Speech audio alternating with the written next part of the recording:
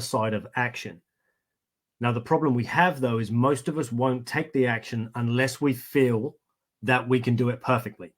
It's like we have this issue whereby if I can't take the exact action in the exact way that the expert said was the best way, then it's not worth me doing, because that way I won't get the best results possible.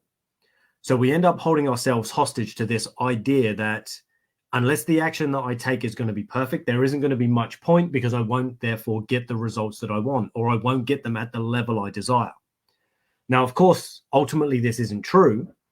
And if we were to get real with ourselves, we'd understand that actually ugly, imperfect action taken on a consistent basis is better than the so-called perfect action that we take intermittently, inconsistently, and infrequently. Now, of course, our ultimate intention or goal isn't to take infrequent action. You know, we don't want to kind of keep stopping and starting and stopping and starting and so on, because it wastes energy, it wastes time, it wastes money. But at the same time, we understand there is some kind of investment required.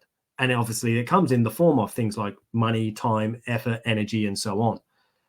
But we feel like, well, if it's not going to be perfect, then I won't get the perfect result. But then because the so-called perfect action that we do take isn't sustainable, therefore we don't get the result that we want anyway.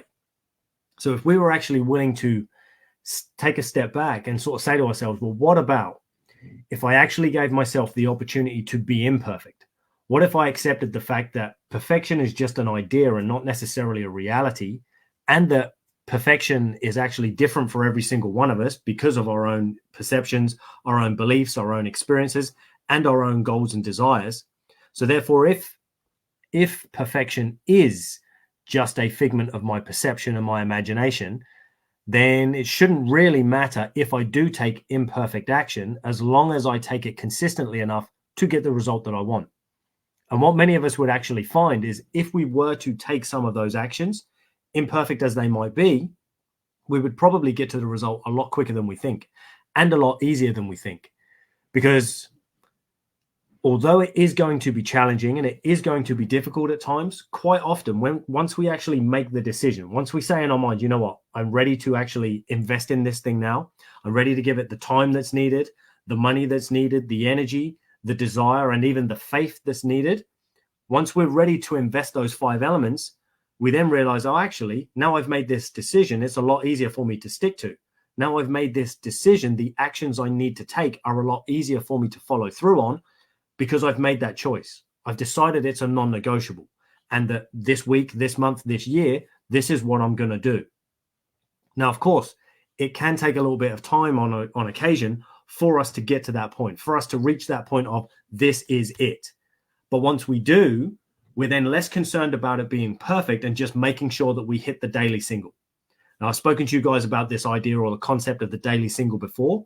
Rather than constantly trying to hit home runs, which of course are much less frequent, the idea of hitting the daily single is, right, what's the one simple action I can take daily that will lead me to my goal? Once I've got that nailed down and it's a habit, right, what's the next daily single I can hit? Because we're looking to run from base to base, day by day, rather than waiting for month to month or quarter to quarter or even year to year, where we get that odd home run and that burst of success that then doesn't last or sustain. Whereas if we can learn how to hit daily singles and essentially get a victory every single day, now it doesn't have to be a big one, just small daily singles, that's what will accumulate to the end result that we're actually after. Let's face it, the goal of having 30 pounds of weight loss, for example, doesn't happen overnight. It comes as a byproduct of weeks of losing 1 pound here, 3 pound there, 2 pound here, 1 pound here, and so on. It's that accumulation of those small results over time that gets you to the result. Same if you're trying to get out of pain. For many of us, we might have pain. We've been dealing with it for months or perhaps even years and decades at times, these chronic aching and stiffness and so on in our low back. And it's very rare that we do one exercise session or go for one sports massage treatment or joint manipulation and suddenly it's gone. It might slightly alleviate it or improve the status of it, but it doesn't necessarily eradicate it unless we build up those daily singles. Okay, well, that means I need to do this particular stretch and this particular strengthening exercise every single day or every other day for an extended period. maybe alongside some eating well, maybe alongside some manipulation or therapy of some sort to lead me to the goal. Because unfortunately, when we just go all in for a moment and then all in for a moment, we don't actually get there. We get this feeling for a temporary period, like we're actually making progress because we've gone in so hard and done everything so perfectly, but we can never sustain it because that all or nothing approach always tends to equal nothing because we're trying to change too much too soon.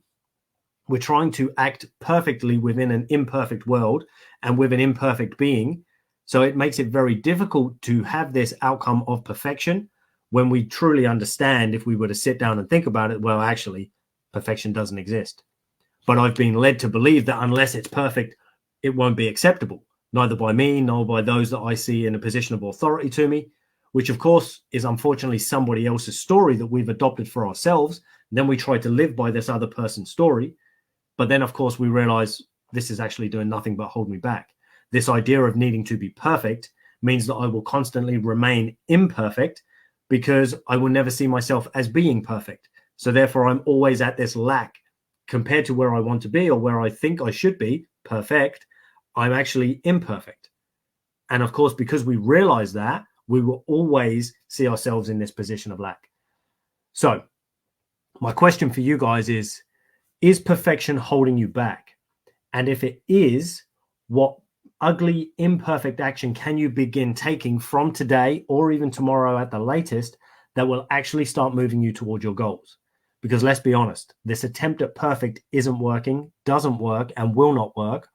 So what could you commit to for the next week, month, quarter, year that will actually lead you towards your goals? Could it be a simple change in your food? Maybe it's a simple change in the way you move daily. Maybe it's a simple shift in your mindset. Doesn't matter what it is. What imperfect action will you commit to taking from today or tomorrow, the latest, that will actually start moving you towards your goal? I'll leave that with you tonight, guys. And if you have any questions, as always, drop them in the comments below.